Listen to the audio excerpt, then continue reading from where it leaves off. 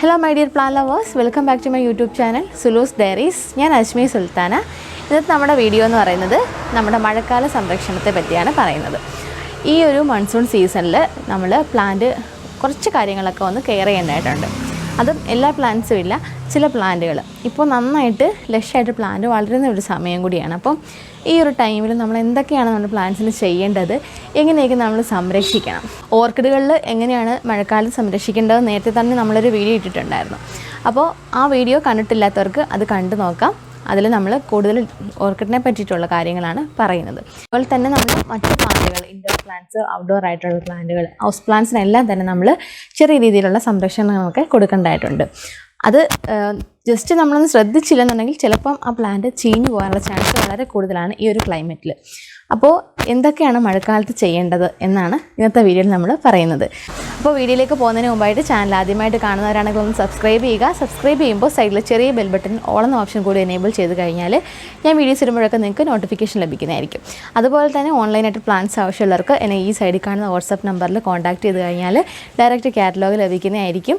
അതുകൊണ്ട് തന്നെ എല്ലാവരും വാട്സപ്പിൽ മെസ്സേജ് തന്നെ ചെയ്യാനായിട്ട് ശ്രദ്ധിക്കണം.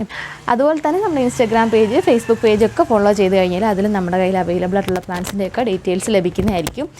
അപ്പോൾ നമ്മൾ കൂടുതലായിട്ട് സെയിൽ ചെയ്യുന്നത് ഓർക്കിഡ്സ് തന്നെയാണ്. അപ്പോൾ കോൺടാക്ട് ചെയ്ത് കഴിഞ്ഞാൽ അവൈലബിൾ ആയിട്ടുള്ള എല്ലാ പ്ലാന്റ്സിൻ്റെ ഡീറ്റെയിൽസ് അറിയാനായിട്ട് കഴിയും. ഇപ്പോൾ വീഡിയോ എടുത്തുകൊണ്ടിരിക്കുമ്പോൾ തന്നെ എന്താ മഴ പെയ്തു തുടങ്ങിയിട്ടുണ്ട്. നമുക്കിപ്പോൾ നിർത്താതെ മഴ പെയ്യുന്ന ഒരു സമയമാണ്. അപ്പോൾ ഈ ഒരു ടൈമിൽ കുറച്ച് കാര്യങ്ങൾ മസ്റ്റായിട്ട് ശ്രദ്ധിക്കേണ്ടതായിട്ടുണ്ട്. അപ്പോൾ അതെന്തൊക്കെയാണെന്ന് കണ്ടിട്ട് വരാം.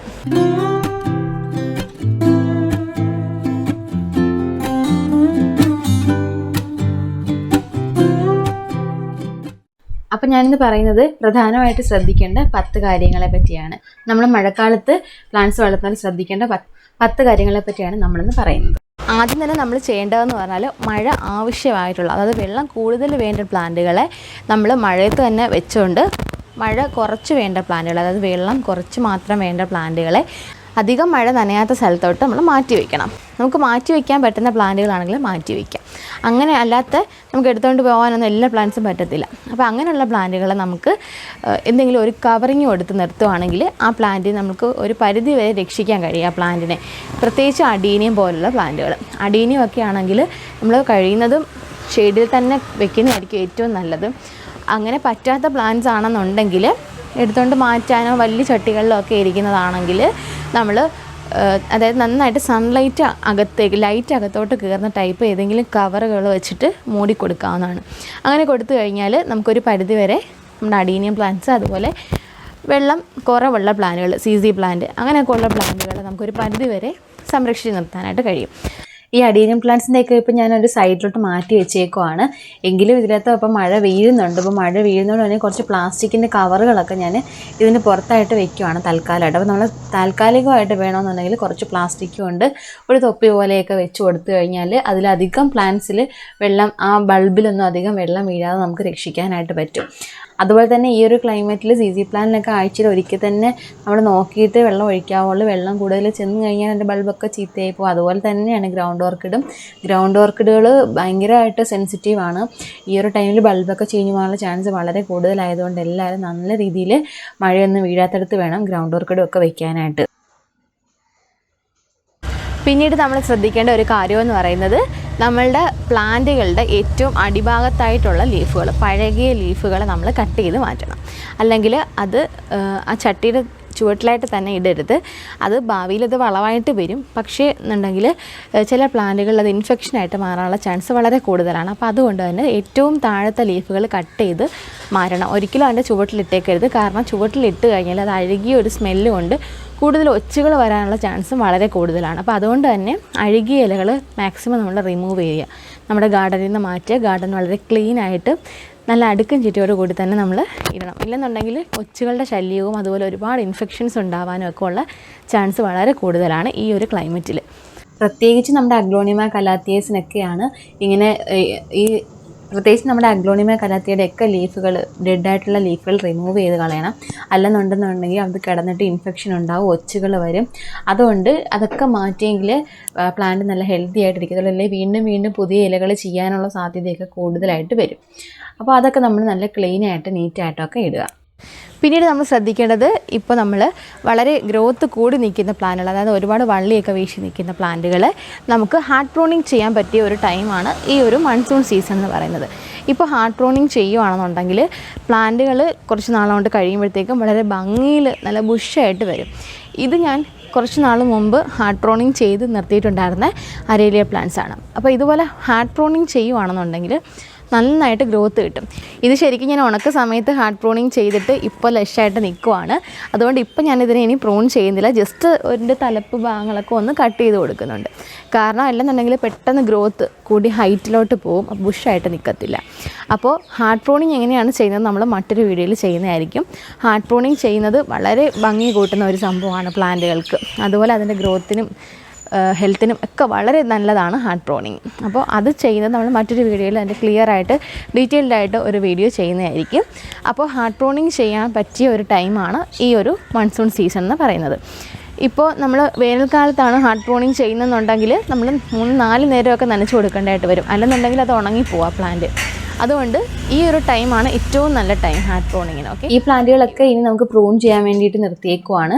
ഇതിപ്പോൾ നല്ല ഗ്രോത്ത് ആയിട്ട് നിൽക്കുക. ഇപ്പോൾ ഇനി ഇങ്ങനെ തന്നെ നിർത്തുകയാണെന്നുണ്ടെങ്കിൽ ഇങ്ങനെയുള്ള പ്ലാന്റുകൾ ഒരുപാട് അങ്ങ് ഹൈറ്റിലോട്ട് നീളം വെച്ച് വള്ളികൾ വീശി അങ്ങനെയൊക്കെ അങ്ങ് ആയിപ്പോവും. അപ്പോൾ അടുത്ത് ഭംഗി അങ്ങ് നഷ്ടപ്പെട്ടു പോകും. അതുകൊണ്ട് നമ്മൾ ചെറുതായിട്ടൊന്ന് പ്രൂൺ ചെയ്ത് വേണം നിർത്താനായിട്ട്. ഈ തെറ്റിയൊക്കെ ഞാൻ ഈ മഴ തുടങ്ങുന്ന സമയത്ത് തന്നെ അങ്ങ് പ്രൂൺ ചെയ്തു. അതുപോലെ ഈ കൊങ്ങിനി ചെടി, ഇതൊരു റെഡ് കളർ ഫ്ലവർ വരുന്ന ഒരു പ്ലാന്റ് ആട്ടോ. ഇതിൻ്റെ കറക്റ്റ് നെയിം എനിക്കറിയത്തില്ല, അറിയാവുന്നവർക്ക് കമൻറ്റ് ചെയ്യാവുന്നതാണ് കേട്ടോ. അപ്പോൾ ഇതൊക്കെ ഞാൻ ജസ്റ്റ് പ്രൂൺ ചെയ്തിട്ടുണ്ട്. വേണമെങ്കിൽ നമുക്ക് ഹാർഡ് പ്രൂണിങ് ചെയ്യാം. അത് പ്ലാന്റിൻ്റെ കണ്ടീഷൻ അനുസരിച്ചാണ് ചെയ്യുന്നത്. അതെങ്ങനെയാണെന്നൊക്കെ നമുക്ക് മറ്റു വീഡിയോയിൽ പറയാം. പിന്നെ നമ്മൾ ശ്രദ്ധിക്കേണ്ടതെന്ന് പറഞ്ഞാൽ ഇൻഡോറിലായാലും ഔട്ട്ഡോറിലായാലും പ്ലാന്റ്സ് വെച്ചിരിക്കുന്നതിൽ നനവ് വളരെ കൂടുതലാണോ എന്ന് ശ്രദ്ധിക്കേണ്ടതായിട്ടുണ്ട്. നനവ് കൂടുതലാണെന്നുണ്ടെങ്കിൽ പ്ലാന്റുകൾ ചീത്തയായിപ്പോൾ അത് ഇൻഡോറിലായാലും ഔട്ട്ഡോറിലായാലും ചീത്തയായിപ്പോൾ. കാരണം ഈ ഇറച്ചിലൊക്കെ വീണിട്ട് അത് ഒരുപാട് വെള്ളം നമ്മുടെ പ്ലാന്റിൻ്റെ ചട്ടിയിലൊക്കെ തങ്ങി നിൽക്കുമായിരിക്കും. നമുക്ക് പെട്ടെന്ന് നമ്മൾ ശ്രദ്ധിക്കത്തില്ല. കുറേ അധികം ചീഞ്ഞ് കഴിയുമ്പോഴായിരിക്കും നമുക്ക് ഇത് അറിയാനായിട്ട് പറ്റുന്നത്. അപ്പോൾ അതുകൊണ്ട് അത് വളരെ ഇമ്പോർട്ടൻ്റ് ആയിട്ട് ശ്രദ്ധിക്കേണ്ട കാര്യമാണ്. പ്രത്യേകിച്ചും കലാത്തിയ, അഗ്ലോണിയം അങ്ങനെയുള്ള പ്ലാന്റുകളിൽ ഈ പോട്ടി മിക്സ് വളരെ വെറ്റായിട്ടായിരിക്കും ഇരിക്കുന്നതെന്നുണ്ടെങ്കിൽ കുറച്ച് നാളോടെ കഴിയുമ്പോൾ ഈ മഴ സീസൺ പകുതിയൊക്കെ ആകുമ്പോഴത്തേക്കും പെട്ടെന്ന് പ്ലാന്റുകൾ ചീഞ്ഞു പോകും. അപ്പോൾ അതൊന്ന് ശ്രദ്ധിക്കേണ്ടതായിട്ടുണ്ട്. അപ്പോൾ ഞാൻ 1-2 പ്ലാന്റ് ഒന്ന് കാണിച്ചു തരാം. അങ്ങനെ സംഭവിച്ച 1-2 പ്ലാന്റുകളുണ്ട് എൻ്റെ കയ്യിൽ. ഇത് കണ്ടോ, കലാത്തിയുടെ ഒരു പ്ലാന്റ് ഇതുപോലെ ചീഞ്ഞു പോയതാണ് കണ്ടോ. ഇത് പോട്ടി മിക്സ് ഒരുപാട് നനഞ്ഞ് കിടന്നിട്ട് ശ്രദ്ധിച്ചില്ല, അതുകൊണ്ടാണ് അങ്ങനെ വന്നത് കേട്ടോ. കണ്ടോ, ഇതൊക്കെ അതുപോലെയാണ് സംഭവിച്ചത്. ഇപ്പോൾ നോമ്പ് സമയമൊക്കെ ആയതുകൊണ്ട് അധികം കെയറിങ് ഒന്നും ഉണ്ടായിരുന്നില്ല. അതുകൊണ്ട് തന്നെ ഒരുപാട് പ്ലാന്റിൽ വെള്ളം കെട്ടി നിന്ന്, പോട്ടിൽ വെള്ളം കെട്ടി നിന്നിട്ട് ഒരുപാട് പ്ലാന്റുകൾ ചീത്തയായി. പ്രത്യേകിച്ച് പെട്ടെന്ന് ഒരു മഴയും കൂടി പെയ്തപ്പോഴത്തേക്കും ഒരുപാട് വെള്ളം കൂടി, പ്ലാന്റിലെ ചട്ടിയിൽ ഒരുപാട് വെള്ളം കൂടി. അതുപോലെ ശ്രദ്ധിക്കേണ്ട ഒരു കാര്യമാണ് ഇങ്ങനെ വെള്ളം നിൽക്കുന്നത്. നമ്മൾ ചട്ടി എടുത്ത് നോക്കുവാണെങ്കിൽ അതിൻ്റെ അടിയിൽ വെള്ളം കാണും കണ്ടോ, വെള്ളം നിൽക്കുന്നുണ്ടോ. അപ്പോൾ ഇതുപോലെ വെള്ളം നിന്ന് കഴിഞ്ഞാൽ അതും നമ്മുടെ പ്ലാന്റിന് കേടാണ് കേട്ടോ. അപ്പോൾ അതുകൊണ്ട് ഇടയ്ക്ക് നമ്മളിതൊക്കെ ഒന്ന് ചെക്ക് ചെയ്ത് നോക്കുക. ഇങ്ങനെ നിന്ന് കഴിഞ്ഞാലുള്ള മറ്റൊരു പ്രശ്നം എന്ന് പറയുന്നത് കൊതുക് വളരും. ഇതിൽ കൊതുക് മുട്ടയിട്ടിട്ട് കൊതുക് വളർന്ന് ഡെങ്കിപ്പനി അങ്ങനെയൊക്കെ ഉള്ള അസുഖങ്ങളുള്ള ചാൻസ് വളരെ കൂടുതലാണ്. അപ്പോൾ അതുകൊണ്ട് ഇങ്ങനെയുള്ള പോട്ടുകളൊക്കെ വീട്ടിലുണ്ടെങ്കിൽ അതും നിങ്ങളൊന്ന് ശ്രദ്ധിക്കേണ്ടതായിട്ടുണ്ട് കേട്ടോ. ഇടയ്ക്കിടയ്ക്ക് അതുകൊണ്ട് ഞാൻ എല്ലാത്തിൻ്റെയും വെള്ളം എടുത്തപ്പോൾ കളയുന്നുണ്ട്. ഇല്ലെന്നുണ്ടെങ്കിൽ നമുക്കതിനത് ദോഷമായിട്ട് വരും. പിന്നെ ഈ എടുക്കുന്ന വെള്ളം വേണമെങ്കിൽ ഏതെങ്കിലും നനവ് കുറവുള്ള ചട്ടിയിലോട്ട് ഒഴിച്ചു കൊടുക്കും. കാരണം നന്നായിട്ട് വളമൊക്കെ ഉള്ള വെള്ളമായിരിക്കും ഇതിനുള്ളിൽ ഇങ്ങനെ കിടക്കുന്നത്. ആ ചട്ടി മൊത്തം അലിഞ്ഞിറങ്ങിയ വെള്ളമായിരിക്കും, മണ്ണൊക്കെ. അപ്പോൾ അതുകൊണ്ട് നല്ല വളക്കോറുള്ള വെള്ളമായതുകൊണ്ട് ഉണക്കമുള്ള ഏതെങ്കിലും പ്ലാന്റിനകത്തോട്ട് വേണമെങ്കിൽ ഒഴിച്ചു കൊടുക്കാം കേട്ടോ. പിന്നീട് നമ്മൾ ശ്രദ്ധിക്കേണ്ടതെന്ന് പറഞ്ഞാൽ ഫെർട്ടിലൈസറിൻ്റെ കാര്യമാണ്. ഫെർട്ടിലൈസർ നമുക്ക് മഴയത്ത് ഇരിക്കുന്ന പ്ലാന്റുകൾക്ക് കൊടുക്കേണ്ട ആവശ്യമില്ല. കാരണം നമ്മൾ കൊടുത്തു കഴിഞ്ഞാലും അത് പ്ലാന്റിൽ നിന്ന് ഓവറായിട്ട് വെള്ളം വീണിട്ട് അത് മൊത്തം നമുക്ക് ഒലിച്ചു പോകത്തേ ഉള്ളൂ. അതുകൊണ്ട് തന്നെ ഫെർട്ടിലൈസർ കൊടുത്തു കഴിഞ്ഞാൽ വലുതായിട്ട് പ്രയോജനം ചെയ്യത്തില്ല. എങ്കിലും ചെറിയ രീതിയിലൊക്കെ വേണമെങ്കിൽ കൊടുക്കാം.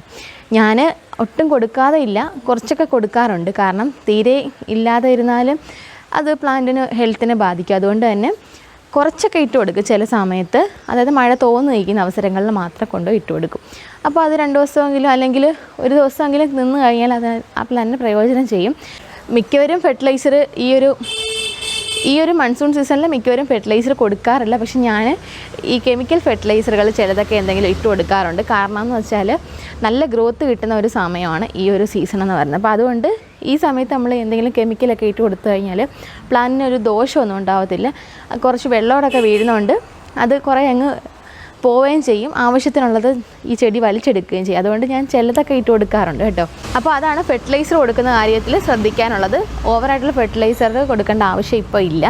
ഇത് കഴിഞ്ഞിട്ട് മഴയൊക്കെ കഴിഞ്ഞിട്ട് നമുക്ക് ഫെർട്ടിലൈസറൊക്കെ കൊടുത്തു തുടങ്ങാം. അതായത് മഴ ഒരു പകുതിയൊക്കെ ആവുന്ന സമയങ്ങളിൽ, മൺസൂൺ സീസണൊക്കെ ഇങ്ങനെ തീർന്നു വരുന്ന സമയങ്ങളിൽ നമ്മൾ വളം ഇട്ട് കൊടുക്കണം. അപ്പോഴത്തേക്ക് നന്നായിട്ട് പ്ലാന്റ് അത് ആഗിരണം ചെയ്തെടുക്കുകയും ചെയ്യും. അപ്പോൾ അതാണ് ഒരു കാര്യം. ഫേൺസിൻ്റെ കാര്യം എന്ന് പറയുന്നത് നാട്ടിൻപുറത്തൊക്കെ ഉള്ളവർക്ക് അറിയാം. ഈ മഴക്കാലം അങ്ങോട്ട് തുടങ്ങുമ്പോഴത്തേക്കും എല്ലാം പറമ്പിലും ഒക്കെ ആയിട്ട് കാട് കയറി വളരുന്നൊരു സാധനമാണ് ഫേൺസ് എന്ന് പറയുന്നത്. അപ്പോൾ അതിന് ഒരുപാട് വെറൈറ്റീസ് ഉണ്ട്.